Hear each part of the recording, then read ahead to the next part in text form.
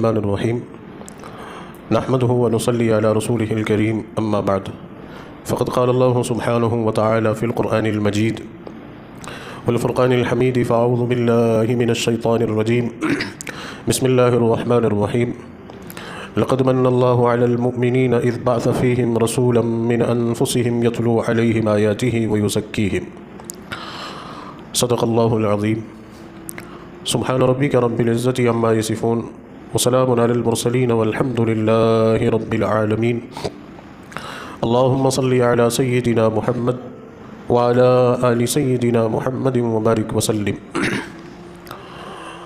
عزیزان گرامی قدر، واجب الاحترام بزرگوں اور میرے دینی اور ایمانی بھائیوں، السلام علیکم ورحمۃ اللہ وبرکاتہ.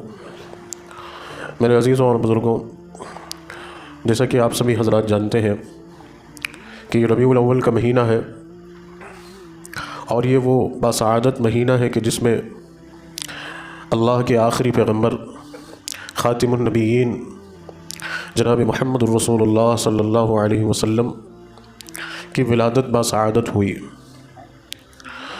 حضور اکرم صلی اللہ علیہ وسلم انبیاء علیہم الصلاۃ والسلام کے سلسلے کی آخری کڑی ہے.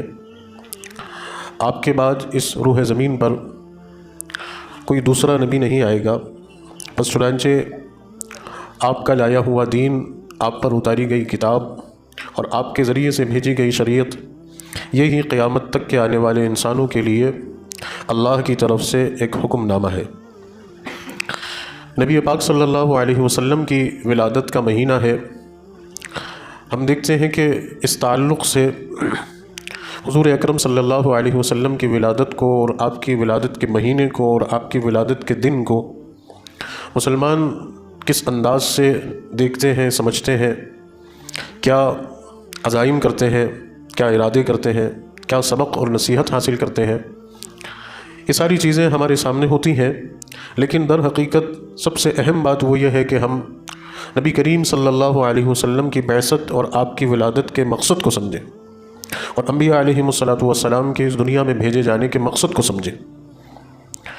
اللہ سبحانہ و تعالی اس روح زمین پر اپنے جب کسی نبی کو بھیجتا ہے تو بہت اہم کام کے لیے بھیجتا ہے، بہت اہم ذمہ داریاں دے کر بھیجتا ہے، بہت اہم چیزیں دے کر بھیجتا ہے، جو دین کی شکل میں، شریعت کی شکل میں، کتاب کی شکل میں نبی اللہ کے بندوں تک پہنچاتے ہیں. بس چنانچہ حضرت آدم علیہ السلام سے لے کر محمد رسول اللہ صلی اللہ علیہ وسلم تک جتنے بھی انبیاء علیہم الصلاۃ والسلام اس دنیا میں تشریف لائے، سبھی نے اللہ کے احکام کو، اللہ کے دین کو، اللہ کی کتابوں کو، اللہ کی نافذ کردہ شریعتوں کو لوگوں تک پہنچایا. تو نبیوں کے آنے کا مقصد اللہ کے دین کو لوگوں تک پہنچانا اور اس دین پر خود بھی عمل کرنا اور لوگوں کو اس دین پر عمل کرنے کا قائل کرنا، پابند کرنا، ان کی تربیت کرنا، ان کی تولیت کرنا، ان کی ذہن سازی کرنا اور ان کی پرورش کرنا. یہ نبیوں کے آنے کا مقصد رہا ہے. قوموں نے نبیوں کے اس مقصد کو سمجھا اور اس مقصد پر قائم رہیں تو وہ آباد رہیں، خوشحال رہیں، اللہ کی نظر میں ان کی اہمیتیں اور ان کا وقار برقرار رہا. لیکن جب قوموں نے اس مقصد کو فراموش کر دیا اور اس بنیادی مقصد کو فراموش کر دیا اور دیگر قوموں کی طرح یا دیگر مذاہب کے لوگوں کی طرح جس طرح انہوں نے اپنے آئیڈیل اور اپنے جن کی وہ تقلید یا جن کی وہ اتباع یا جن کی وہ تائید کرتے تھے، ان کی یوم ولادت کو بطور جشن کے منایا اور اس میں خوشیاں منائیں، اس میں پرچم کشائی کی، اس میں مٹھائیاں بانٹی، اس میں جلسے جلوس کیے اور اس میں اور اپنے اپنے اعتبار سے اپنی اپنی روایتوں سے صرف اس ایک دن کو سیلیبریشن کا دن بنا کر اپنی اس عظیم ہستی کے نام پہ منسوب کر کے اس کی ولادت کا دن بنا کے اور بس آگے گزر گئی. ان کو نہ کوئی مقصد سے کا پتہ ہے، نہ مقصد سے کوئی تعلق ہے، نہ وہ اس پر غور کرتے ہیں. جب مسلمانوں نے بھی اسی طرز عمل کو اختیار کر لیا اور نبی آخر الزمان رحمۃ للعالمین سید الکونین اگر اللہ کے آخری پیغمبر محمد رسول اللہ صلی اللہ علیہ وسلم کے اس دنیا میں تشریف لانے کے مقصد کو فراموش کر دیا اور ان بھٹکی ہوئی اور بگڑی ہوئی قوموں کی طرح مسلمانوں نے بھی اپنے نبی آخر الزمان کی ولادت کے مہینے کو یا ولادت کے دن کو جشن کے طور پر اور خوشی کے طور پر صرف جلسے جلوس اور ریلیاں اور پرچم کشائی تک محدود کر دیا، تو مسلمان بھی اللہ کی نظروں میں گر گئے. اور نبی کی ولادت کے مقصد کو فوت کر گئے، اور نبی صلی اللہ علیہ وسلم کی جو منشا تھی اور آپ کی جو طلب تھی، آپ کی جو کوشش اور کاوش تھی، اس سے محروم ہو گئے۔ تو بس چنانچہ یہ صورتحال بنی کہ پھر اب روز بروز بگاڑ پیدا ہوتا جا رہا ہے، روز بروز نئی چیزیں داخل ہوتی جا رہی، روز بروز تماشے بڑھتے جا رہے ہیں جو دین سے دور کر رہے ہیں، اللہ کی رضا سے دور کر رہے ہیں، نبی کریم صلی اللہ علیہ وسلم کی تعلیمات سے دور کر رہے ہیں۔ تو ان تمام چیزوں کو، ان تمام خرافاتوں کو، ان تمام رسوماتوں کو اور غیر شرعی اور غیر اسلامی چیزوں کو، ان تمام چیزوں سے بچنا اور ان تمام چیزوں سے دور رہنا ایک پکا اور سچا مسلمان ہونے کا سب سے بڑا تقاضا ہے۔ اللہ تعالیٰ پوری امت مسلمہ کی حفاظت فرمائے، ان تمام شرک و بدعات سے اور ان خرافات سے اور ان غیر اسلامی رسومات سے ہم سب کی حفاظت فرمائے، اور ہم سب کے دلوں میں نبی کریم صلی اللہ علیہ وسلم کی عظمت، آپ کی محبت، آپ کا احترام اور آپ کے اس دنیا میں تشریف لانے کا مقصد اللہ ہم سب کو کے اندر پیدا فرمائے، کہ ہم نبی کریم صلی اللہ علیہ وسلم کے تشریف لانے کے مقصد کو سمجھیں کہ کیوں نبی پاک صلی اللہ علیہ وسلم اس دنیا میں تشریف لائے۔ اور یہ مقصد تمام انبیاء کا یہی رہا ہے، نبیوں کا جو بنیادی مقصد رہا ہے وہی مقصد نبی کریم صلی اللہ علیہ وسلم، نبیوں کی بعثت کا مقصد اور نبیوں کی ولادت کا مقصد اللہ کے دین کو اللہ کے بندوں تک پہنچانا، اللہ کے احکامات کو اللہ کے بندوں تک پہنچانا۔ کیا ہم نبی کریم صلی اللہ علیہ وسلم کے اس مقصد پر قائم ہیں؟ اور اللہ کے دین پر خود بھی قائم رہنا اور لوگوں کو بھی اللہ کے دین پر قائم کرنے کی محنت اور کوشش کرنا۔ کیا ہم نبی کریم صلی اللہ علیہ وسلم کے اس مقصد پر قائم ہیں، یا نبی کریم صلی اللہ علیہ وسلم کے اس مقصد کو ہم نے اپنا مقصد بنایا، یا اس مقصد کی اہمیت کو سمجھ کر اس پر کوشش اور محنت ہم کر رہے ہیں؟ اگر کر رہے ہیں تو واقعی میں نبی کریم صلی اللہ علیہ وسلم کی ولادت ہمارے لیے بہت بڑی خوشی کی بات ہے، بہت بڑے انعام کی بات ہے، بہت بڑے فخر اور اعزاز کی بات ہے۔ اللہ سبحانہ و تعالی ہم سے راضی ہے، اور اگر اس مقصد کو ہم نے فوت کر دیا اور غیر شرعی اور غیر اسلامی طریقے ہم نے اختیار کر لیے تو ہم تو نبی کریم صلی اللہ علیہ وسلم کی تعلیم کے خلاف ہو گئے، اللہ کی رضا سے بھی محروم ہو گئے۔ صحابہ کرام رضوان اللہ تعالی علیہم اجمعین نے نبی کریم صلی اللہ علیہ وسلم کی ولادت کے مقصد کو سمجھا، آپ کی فکر کو سمجھا، آپ کی طلب کو سمجھا، تو صحابہ کرام رضوان اللہ تعالی علیہم اجمعین نے نبی کریم صلی اللہ علیہ وسلم کی ولادت اور آپ کی بعثت کے مقصد کو سمجھ کر اپنی زندگیاں لگا دی، نبی کریم صلی اللہ علیہ وسلم کی طلب پر، آپ کی فکر پر اپنی زندگیاں لگا دی۔ یہی کچھ تو صحابہ کرام کی زندگیوں میں ملتا ہے کہ جس طرح نبی کریم صلی اللہ علیہ وسلم اللہ کے دین پر مضبوطی سے قائم تھے، صحابہ کرام بھی قائم تھے، اور ہر صحابی رسول بس یہ چاہتا تھا کہ میں جس طرح سے رسول اللہ صلی اللہ علیہ وسلم کو عمل کرتے ہوئے دیکھتا ہوں مجھے بھی اسی طرح عمل کرنا ہے۔ اور جو نبی کریم صلی اللہ علیہ وسلم کا ولادت کا جو دوسرا مقصد تھا کہ اللہ کے دین کو پھیلانا، اللہ کے دین کو غالب کرنا، اور اس کے لیے جس طرح سے رسول اللہ صلی اللہ علیہ وسلم لوگوں کے پاس جایا کرتے تھے، کبھی بازاروں میں، کبھی محلوں میں، کبھی خود پرسنلی مکانات پر، کبھی کسی قومی ایونٹ پر، کبھی کہاں لوگوں سے مل کر قافلوں سے، کارواؤں سے ملاقات کرتے تھے، کبھی یہاں کبھی وہاں رسول اللہ صلی اللہ علیہ وسلم اللہ کے دین کو لے کر جاتے تھے۔ صحابہ کرام نے بھی وہی طرز عمل اختیار کیا، وہ بھی اللہ کے دین کو پھیلانے والے بنے اور پوری دنیا میں اللہ کے دین کو لے کر نکل پڑے، کیونکہ انہوں نے یہ سمجھا تھا کہ اللہ کے نبی کی ولادت کا مقصد اصل میں یہ ہے، اللہ کے نبی کے اس دنیا میں تشریف لانے کا مقصد اصل میں یہ ہے۔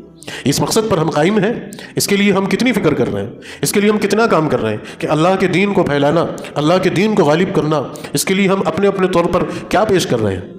ویسے ہی نبیوں کی اس دنیا میں تشریف آنے کا ایک مقصد یہ بھی ہے کہ نبیوں نے مظلوم قوموں کا ہاتھ تھاما ہے اور مظلوم قوموں کی داد رسی کی ہے، مظلوم قوموں کی فریادوں کو سنا ہے اور ان کی مدد اور امداد اور ان کی نصرت کی ہے، بلا مذہبی تفریق کے۔ یہ نہیں دیکھا کہ یہ کس مذہب کا ماننے والا ہے، بس یہ انسان ہے، یہ خدا کا بندہ ہے، یہ خدا کی مخلوق ہے، اور خدا کی تمام مخلوق میں اشرف المخلوقات میں سے یہ ایک انسان ہے، اگرچہ اس کا مذہب کچھ بھی ہو، اگرچہ اس کا معبود کوئی بھی ہو، لیکن حقیقتاً یہ اللہ کا بندہ ہے، اللہ کی مخلوق ہے، اور اشرف المخلوقات میں سے اللہ سب سے زیادہ اپنی مخلوقات میں انسان کو پسند کرتا ہے، تو یہ اللہ کی پسندیدہ مخلوق میں سے اس کی مدد کرنا، اس کو انصاف دلانا، اس کے ساتھ کھڑے ہونا، یہ نبیوں کا مقصد رہا ہے۔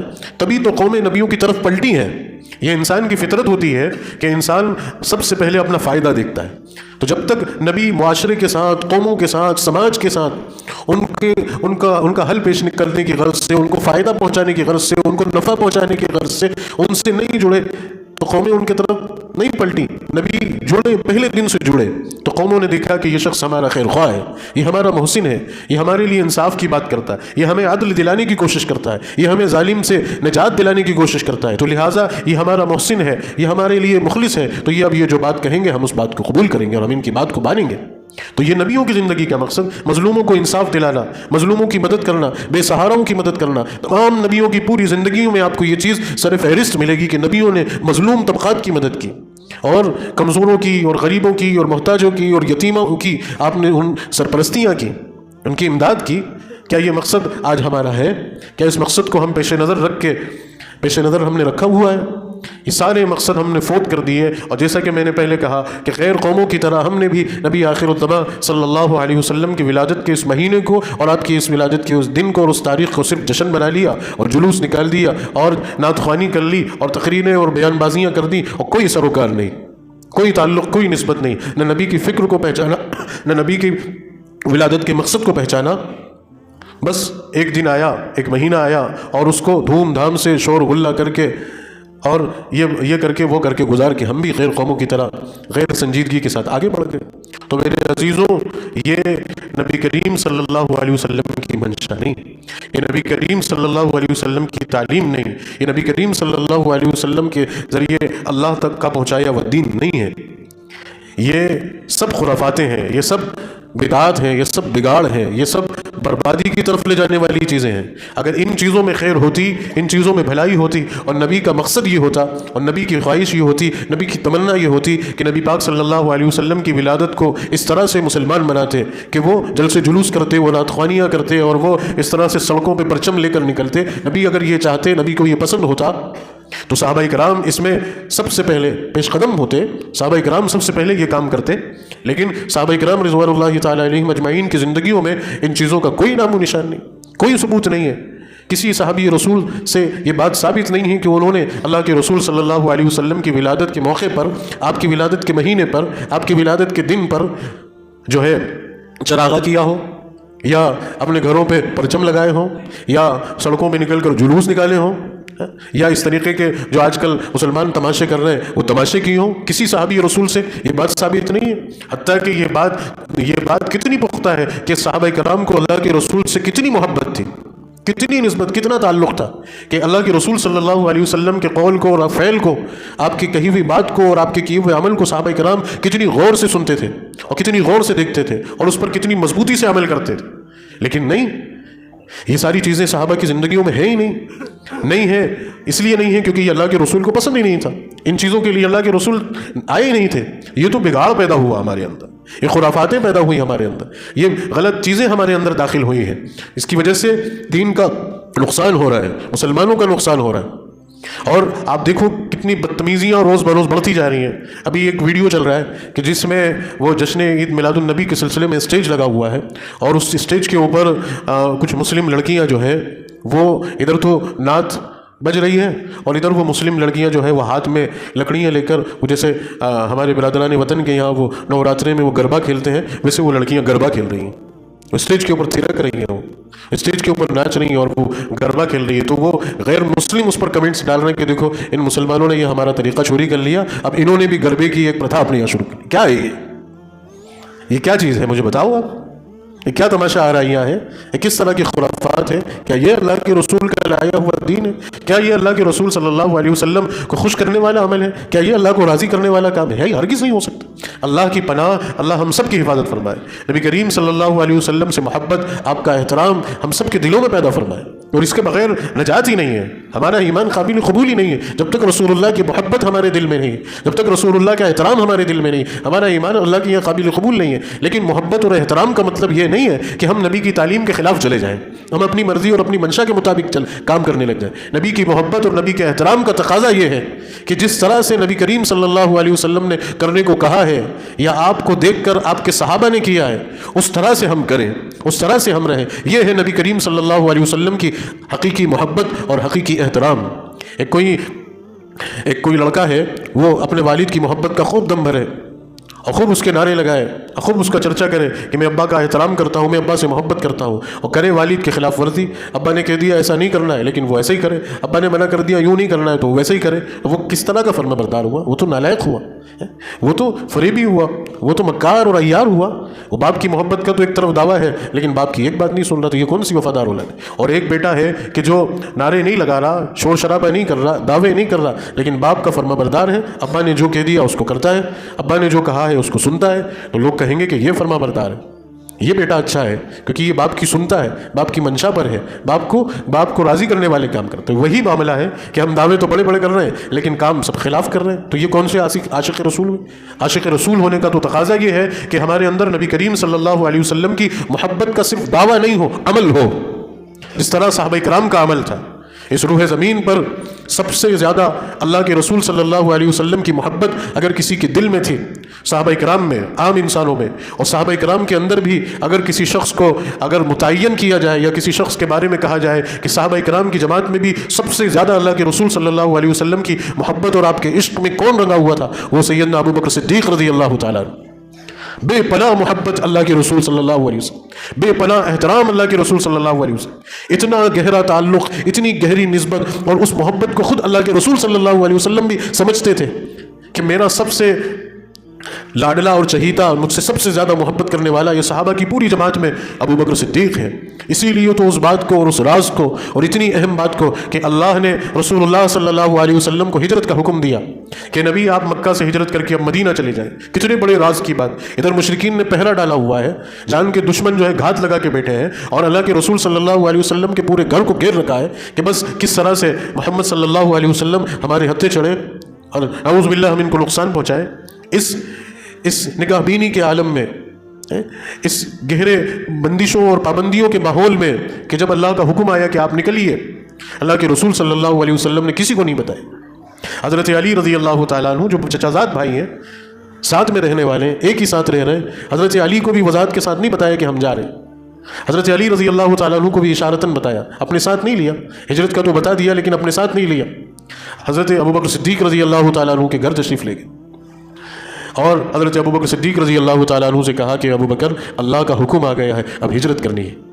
حضرت ابوبکر صدیق رضی اللہ تعالیٰ عنہ خوش ہو گئے اور کہا کہ اللہ کے رسول میں تم منتظر تھا اس دن کا، اور کہا کہ تمہیں میرے ساتھ چلنا ہے. اپنے ساتھ لیا حضرت ابوبکر صدیق رضی اللہ تعالیٰ. یہ دونوں حضرات مکہ مکرمہ سے مدینہ منورہ کی طرف ہجرت کے لیے نکلے، کسی کو نہیں پتا. حضرت ابوبکر صدیق رضی اللہ تعالیٰ عنہ کی محبت کا یہ حال تھا کہ بعض مرتبہ بڑی بڑی چیزوں کو اور رازوں کو اور اہم رازوں کو گھر والوں سے شیئر نہیں کیا جاتا، بچوں سے تو کم از کم شیئر نہیں کیا جاتا کہ بھئی یہ بچے ہیں، یہ اس کی نزاکت کو نہیں سمجھیں گے، یہ بتا دیں گے، یہ کہہ دیں گے. لیکن حضرت ابوبکر صدیق رضی اللہ تعالیٰ عنہ کے گھر کا ایک ایک فرد، حتیٰ کہ چھوٹی چھوٹی بچیاں، وہ حضرت اسماء رضی اللہ تعالیٰ عنہ جو 8-9 برس کی جن کی عمر ہے، وہ چھوٹی کم سن اور ایک نادان سی لڑکی، ان کو بھی بتایا. کیوں بتایا؟ کیونکہ پتا تھا کہ یہ عاشق رسول ہیں، یہ اللہ کے رسول صلی اللہ علیہ وسلم کی محبت کا بھرم رکھنے والے لوگ ہیں، یہ لحاظ کرنے والے لوگ ہیں. حضرت اسماء کو پتا ہے کہ میرے باپ اللہ کے رسول کے ساتھ ہجرت کر کے گئے اور اس راستے سے گئے، اور باقاعدہ بتایا کہ بیٹا تم آ کر کھانا دے دیا کر. تو یہ حال ہے اللہ کے رسول سے محبت کا حضرت ابوبکر صدیق کو. اگر یہ چیز ممکن ہوتی یا اللہ کے رسول صلی اللہ علیہ وسلم کو پسند ہوتی تو یہ سارے کام تو پہلے حضرت ابوبکر صدیق کا گھرانہ کرتا کہ جب بھی ربیع الاول کا مہینہ آتا اور ربیع الاول کی وہ تاریخ آتی جو اللہ کے رسول کی ولادت کی ہے، سب سے بڑا چراغاں تو حضرت ابوبکر صدیق کے گھر میں ہوتا، سب سے زیادہ قندیلیں تو ان کے گھر میں لٹکائی جاتی، سب سے بڑا پرچم تو حضرت ابوبکر صدیق کے گھر پہ لگتا. میں یہ صرف ایک عاشق رسول کے گھرانے کی بات آپ کو بتا رہا ہوں جن کی دلیل دی جانے کے بعد اب کوئی گنجائش نہیں ہے. یہی حال تمام صحابہ کرام کا تھا. اب یہ مت سمجھیے کہ چند صحابہ کا تھا، تمام صحابہ کرام کا یہی حال تھا. تمام صحابہ کرام کا یہی حال. اگر یہ کام اللہ کے رسول کی پسند کے ہوتے، آپ کی محبت کو ثابت کرنے والے ہوتے، آپ کے احترام کو ثابت کرنے والے ہوتے، تو اس میں تو ابوبکر صدیق سب سے پہلے کھڑے ہوتے. لیکن نہیں. کیا کام کیا تھا حضرت ابوبکر صدیق نے؟ اللہ کے رسول کی محبت کا کیا تقاضا تھا؟ تقاضا یہ تھا کہ آپ یہ جانتے تھے کہ نبی کے اس دنیا میں تشریف لانے کا مقصد اللہ کا دین ہے، لہٰذا اللہ کے دین پر قائم رہنا ہی رسول اللہ کی سب سے زیادہ محبت کے تقاضے کو پورا کرنے والا کام کہ ہم اللہ کے دین پر قائم رہیں، ہماری زندگیاں اللہ کے دین پر قائم رہیں، اللہ کا دین ہماری زندگیوں میں بھی ہو، ہمارے گھر میں بھی ہو، ہمارے معاشرے میں بھی ہو اور ہمارے پورے علاقے میں بھی ہو. اور اللہ کے دین کو کسی صورت ہم ذرا سا بھی تبدیل ہوتا ہوا برداشت نہیں کریں. یہ سمجھا تھا حضرت ابوبکر صدیق نے مقصد کو. یہی تو بات پیش آئی تھی کہ نبی پاک صلی اللہ علیہ وسلم کے وصال کے بعد جب آپ امیر المومنین مقرر ہوئے اور آپ کے دور خلافت میں جب مسئلہ معنی زکوٰۃ کا آیا ہے نا، لوگ بدکنے لگے اور لوگوں نے زکوٰۃ جس طرز پر رسول اللہ صلی اللہ علیہ وسلم کے زمانے میں زکوٰۃ ادا کی جاتی تھی ہے نا، اس طرز کو بدلنے کی کوشش کی. علماء نے لکھا ہے کہ مسئلہ یہ پیش آیا تھا کہ رسول اللہ صلی اللہ علیہ وسلم کے زمانے میں مسلمانوں کی زکوٰۃ کلیکٹ کی جاتی تھی، اس کا زکوٰۃ کا اجتماعی نظام تھا، اور پھر اجتماعی نظام کے ساتھ جو زکوٰۃ وصول کی جاتی تھی اس کو زکوٰۃ کے جو صارفین ہیں، جو مصارف ہیں، زکوٰۃ لینے کے جو مستحق طبقات ہیں، ان پر خرچ کیا جاتا تھا. اب اسی پیٹرن پر اللہ کے رسول کے بعد بھی قائم رہنا ہے. لیکن ہوا یہ کہ لوگوں نے یہ کہا کہ بھائی ہم جس طرح اجتماعیت سے زکوٰۃ دیتے تھے اب نہیں نکالیں گے، اب ہم اپنی مرضی سے زکوٰۃ دیں گے، ہمیں جس کو دینا ہے ہم دیں گے، جیسا آج کل کا ہمارا نظام ہے کہ بھئی ہمیں جہاں دینا ہے، جس کو دینا ہے، ہم جن کو جانتے ہیں ان کو زکوٰۃ دیں گے. تو حضرت ابوبکر صدیق رضی اللہ تعالیٰ عنہ کے سامنے جب یہ بات آئی کہ لوگوں نے یہ کہنا شروع کیا ہے کہ ہم اپنی اپنی زکوٰۃ دیں گے، لہٰذا یہ مسئلہ حضرت ابوبکر صدیق رضی اللہ تعالیٰ عنہ لے کر کھڑے ہو گئے اور آپ نے کہا کہ میں اس چیز کو قطعاً برداشت نہیں کروں گا. جو شخص اللہ کے رسول صلی اللہ علیہ وسلم کے زمانے میں اونٹ باندھنے کی جو رسی ہوتی ہے اس رسی کی بھی زکوٰۃ دیتا تھا اور جس طرح سے دیتا تھا اس دور میں بھی اور اس وقت میں بھی اس کو اسی طرح زکوٰۃ دینی پڑے گی، ورنہ میں اس سے جو ہے اعلان جنگ کرتا ہوں. یہ ابوبکر صدیق اس کے مخالف کھڑا ہوا ہے اور وہ آ کر لڑے ابوبکر صدیق رضی اللہ تعالیٰ. یہ دین کی حفاظت ہے، یہ دین پر عمل کرنے والی بات ہے، یہ عظیمت تھی، اور یہ اللہ کے دین کو پھیلانا، اللہ کے دین پر قائم رہنا اور اللہ کے دین پر لوگوں کو اس کا قائل کرنا، یہ نبی کریم صلی اللہ علیہ وسلم کی پیدائش کا بنیادی مقصد تھا. یہ صحابہ کرام نے سمجھا اور اس پر قائم رہے. ہماری طرح نہیں تھے کہ وہ اللہ کے رسول کی محبت کا تقاضا یہ ہے صاحب کہ گھروں پہ چراغا ہوگا، گھروں پہ لائٹیں باندھی جائیں گی، گھروں پہ پرچم لگائے جائیں گے اور جلوس نکالے جائیں گے اور تماشے کیے جائیں گے. یہ چیز اللہ کے رسول صلی اللہ علیہ وسلم کی محبت کا تقاضا نہیں ہے، بلکہ یہ تو دین کو اور بگاڑنے والی بات ہے. اس سے دور جانا چاہیے، اس کو بند اور اس کو ختم کرنا چاہیے. چاہے جائے کہ مسلمان اس میں شریک ہوتے ہیں، چاہے جائے کہ مسلمان اس میں حصہ لے رہے ہیں، چاہے جائے کہ مسلمان اس میں شامل ہو رہے ہیں. اللہ کی پناہ اور اللہ کی حفاظت، اللہ پوری امت مسلمہ کی حفاظت فرمائے. ان خرافات سے اور ان بدعات سے اور ان رسومات سے اللہ تعالی ہم سب کی حفاظت فرمائے. ہمارا تو مقصد یہ ہے کہ اللہ کے رسول صلی اللہ علیہ وسلم کے دین پر ہمیں قائم رہنا ہے. اللہ کے رسول کی محبت کا سب سے بڑا تقاضا. بس میں اپنی بات کو اب سمیٹ رہا ہوں اور پورا خلاصہ پیش کر رہا ہوں. اللہ ہم سب کے دلوں میں نبی کریم صلی اللہ علیہ وسلم کی محبت پیدا فرمائے، آپ کا احترام پیدا فرمائے، آپ پر قربان ہو جانے کا جذبہ پیدا فرمائے. اس محبت کا سب سے بڑا تقاضا یہ ہے کہ ہم خود بھی اللہ کے دین پر قائم ہو جائیں، مرتے دم تک اللہ کے دین پر قائم رہیں. روکھی سوکھی، پھٹا پرانا، ٹوٹا پوٹا کیسی بھی زندگی گزارنا پڑے، لیکن اللہ کا دین ہمارے ہاتھ سے نہیں چھوٹے، اللہ کے دین پر ہم قائم رہیں. دوسری چیز، اللہ کے اس دین کو قائم رکھنے کے لیے، اللہ کے اس دین کو قائم اور باقی رکھنے کے لیے ہم اپنا سب کچھ قربان کرنے کا جذبہ ہمارے اندر ہے، اور اللہ کا یہ دین قائم رہے، اللہ کا یہ دین باقی رہے اور لوگوں تک پہنچے. یہ اللہ کے رسول صلی اللہ علیہ وسلم کی محبت کا سب سے بڑا تقاضا ہے. تو یہ ہم عزم لیں کہ ہماری زندگیاں رسول اللہ کی محبت کے تقاضے پر ہوں گی کہ ہم خود دین پر قائم رہیں گے، ہماری نسلیں دین پر قائم رہیں. ہم اس کا انتظام کریں، اس کا بندوبست کریں کہ جس طرح سے ہم اللہ کو مان رہے ہیں، اللہ کی عبادت کر رہے ہیں، ہماری آنے والی نسلیں اگر ہم نے ان کی فکر نہیں کی، ان کے لیے کوشش نہیں کی، تو کوئی بعید نہیں کہ یہ ہماری آنے والی نسلیں باطل کی فریب کاریوں کا شکار ہو جائیں اور یہ سب بے دین ہو جائیں اللہ کی حفاظت، اور یہ مرتد ہو جائیں.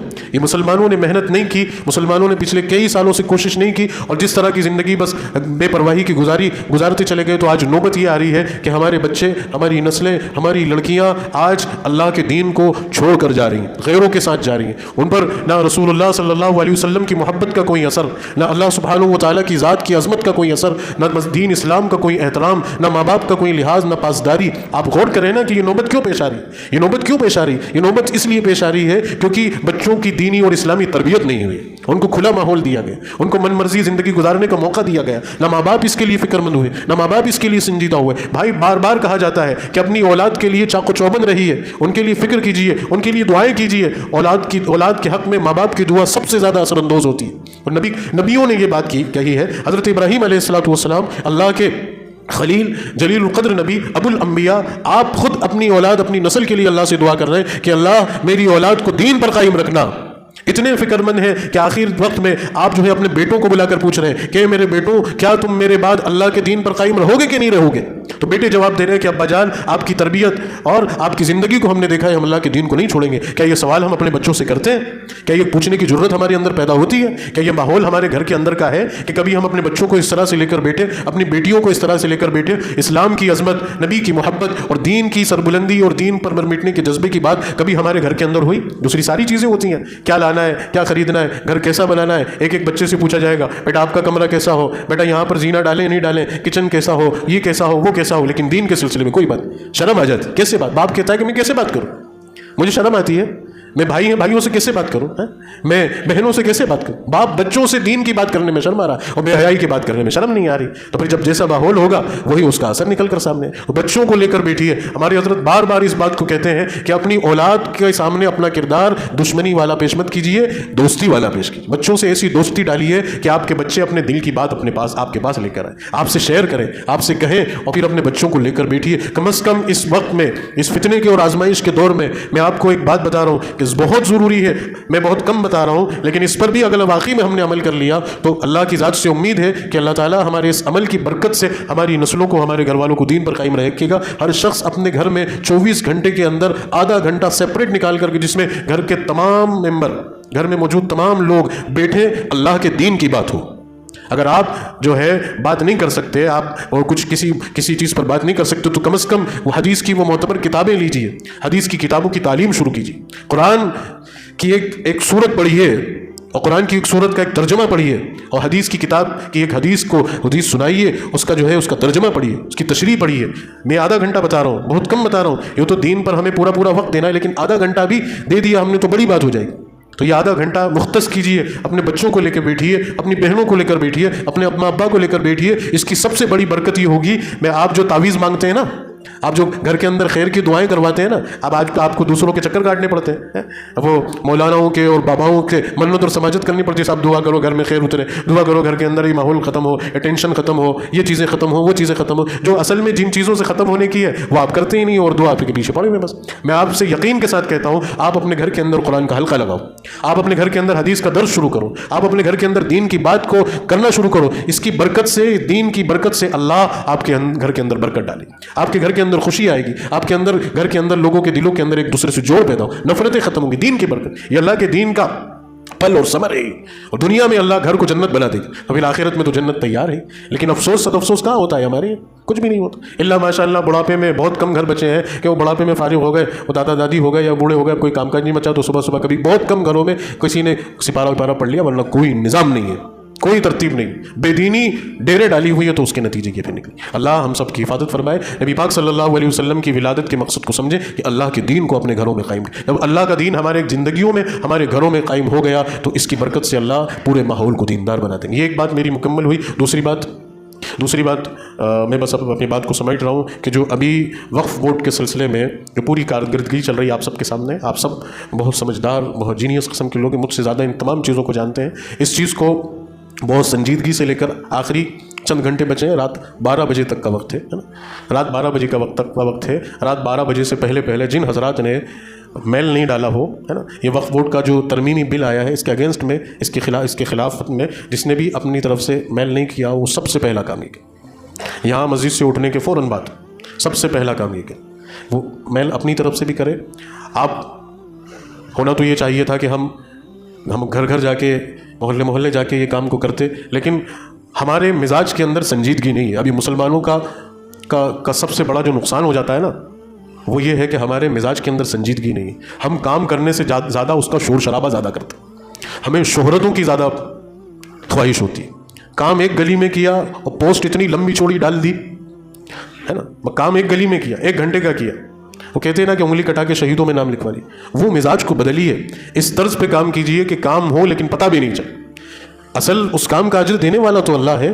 یہ فوٹو اور واٹس ایپ پہ میسیجز اور یوں کر دیا، یوں کرنے لگے، اس گلی میں پھر گئے، اس گلی میں پھر گئے، یہ چیزیں میں ایسا نہیں کہہ رہا کہ کبھی مخلصانہ طور پر بھی ڈالی جاتی ہیں، دوسروں کو بیدار کرنے کے لیے بھی ڈالی جاتی ہیں، لیکن اب کیا ہے کہ ڈالی جا رہے ہیں، شور شرابہ کر ہی جا رہے، کام تھوڑا لیکن شہرت بہت زیادہ۔ تو اس مزاج کو بھی بدل کر خاموشی کے ساتھ ڈور ٹو ڈور جا کر کام کرنے کا مزاج، کسی کو پتہ ہی نہیں چلے اور ہمارے کام بھی ہو جائے۔ تو اس سنجیدگی کے ساتھ یہ جو چند گھنٹے بچے ہیں رات 12 بجے سے پہلے تک، ہم نے اپنی طرف سے نہیں کیا، کر دیں. گھر میں اگر کوئی فرد رہ گیا ہو اس کی طرف سے نہیں ہوا وہ کر دیں، لیکن کوشش اور کاوش کر کے اس کام کو ضرور سر انجام دے دیں رات 12 بجے تک. آخری چیز ہے. اچھا دوسری ایک چیز، ایک اور ٹیکنیکلی چیز اور آ رہی ہے اور کچھ افواہیں بھی پھیل رہی ہیں. میں آپ کو ایک اچھی بات یہ بتا دوں کہ اس پورے تمام معاملے پر الحمدللہ مسلمانوں کی تمام تنظیمیں اور تمام مکتب فکر ایک پلیٹ فارم پر آ گئے، ہے نا. ہمارے اندر جو بڑی تفریق والی بات ہوتی تھی کہ یہ فلانی جماعت اور یہ ڈھکانی جماعت اور یوں، یہ سب چیزیں الحمدللہ ختم ہوئی ہیں، اور سب نے مشترکہ طور پر اور اتفاق کے ساتھ یہ بات طے کی ہے کہ ہم اس معاملے میں سب ساتھ ہیں، اور یہ سب سے بڑی ہماری کامیابی. اللہ بس اس کو برقرار رکھے. اور سب نے مسلم پرسنل بورڈ کی اجتماعی طور پر اس میں مشارکت کی ہے. اس میں ہمارے بریلوی جماعت کے بھائی بھی ہیں، اس میں بوہرا کمیونٹی کے بھائی بھی ہیں، اس میں ہماری شیعہ جماعت کے بھائی بھی ہیں، اور تمام مسالک اور تمام مکتب فکر کے تمام تنظیموں نے اس پر اجتماعیت کی. اور مسلم پرسنل بورڈ کی طرف سے جو QR وہ جو جاری کیا گیا ہے اس کے ذریعے سے میل ڈالی ہے، اس کے ذریعے سے میل ڈالا جائے گا. ہمارا ایک پلیٹ فارم مضبوط نکل کر سامنے آئے گا. تو اس کا بھی آپ خیال رکھیے. دوسری چیز یہ کہ یہ بھی افواہ پھیلائی جا رہی ہے کہ اتنے میل ریجیکٹ ہو گئے اور اتنے میل ریجیکٹ ہو گئے اور یوں ہو گیا اور وہ ہو گیا. ان تمام چکروں میں نہیں پڑیے. اس کا طریقہ جو آج ہی بورڈ کی طرف سے ایک جو ہے اس کا خلاصہ آیا ہے، اس کو ڈالا گیا ہے ذمہ داروں کی طرف سے کہ آپ صرف ایک دفعہ ہی میل ڈالیے، ہے نا. ہو کیا رہا ہے کہ لوگ بار بار بھی ریپیٹ کر رہے ہیں، ہے نا. بار بار ریپیٹ کرنے سے وہ جی میل کا جو سرور ہے اس کے اوپر لوڈ پڑ رہا ہے، اور وہ لوڈ پڑنے کی وجہ سے اس کی کیپیسٹی سے زیادہ اس پر میل جا رہے ہیں، تو وہ جو ہے وہ اس کی ڈیلیوری نہیں ہو پا رہی، وہ انکمپلیٹ بتا رہا ہے. آپ ایک بار میل ڈالیں. جی میل کی یہ خود کی اس کی ذمہ داری ہے کہ وہ اس کا پروسیجر یہ ہوتا ہے کہ وہ اپنی طرف سے اگر کوئی میل ریجیکٹ ہو جاتا ہے تو وہ اس کا پروسیجر شروع ہوتا ہے 15 منٹ، پھر آدھا گھنٹہ، پھر 1 گھنٹہ، پھر یہ بڑھتا جاتا ہے. وہ خود اپنی طرف سے اس میل کو آگے فارورڈ کرتا ہے. ہمارا ایک میل ریجیکٹ ہوا، اس کا میسج ہمارے پاس آیا، ہم نے پھر دوبارہ ڈالنے شروع کیے تو ہم اس سرور پر اور لوڈ بڑھا رہے ہیں. تو اس لوڈ کو کم کرنے کا طریقہ یہ کہ ایک بار ہی میل کیجیے. ایک بار میل جو جائے گا تو اس پر لوڈ کم پڑے گا، دوسرے جو میل کرنے والے ہیں ان کو بھی موقع ملے گا. تو الحمدللہ ابھی تک کی یہ تعداد رہی کہ 2.25 کروڑ کے قریب میل ای میلز چلے گئے. اور اللہ تعالیٰ ہماری اس محنت کا بہترین ضرور بدلا دی. جب بھی مسلمانوں نے اجتماعی طور پر محنت کی، اجتماعی طور پر اللہ کی طرف سے مدد آئی ہے اور کامیابی ملی ہے. تو الحمدللہ اس محنت اور اس کوشش کو یہ آنے والے چند گھنٹوں تک اور کریے. کچھ نوجوان لڑکے اپنے محلوں میں سنجیدگی کے ساتھ، خاموشی کے ساتھ، کسی کو پتہ بھی نہیں چلے، گھر گھر جا کے چیک کر لیں، اپنے محلے میں، اپنی گلیوں میں تھوڑا فکر لے لیں. بھائی 2-4 گھنٹے لگا دیں اللہ کے دین کے لیے، ہماری مسجدوں کے لیے، مدرسوں کے لیے، خانقاہوں کے لیے، قبرستانوں کے لیے. ورنہ اللہ تعالیٰ بڑی مشکل میں، ہم اللہ کی حفاظت ہم بڑی مشکل میں نہیں پڑ جائیں. تو آپ 2-4 گھنٹے لگا دیں، اپنے گلی محلوں میں کر لیں. کچھ لوگ مسجدوں کے باہر بھی دیکھ لیں. یہاں پر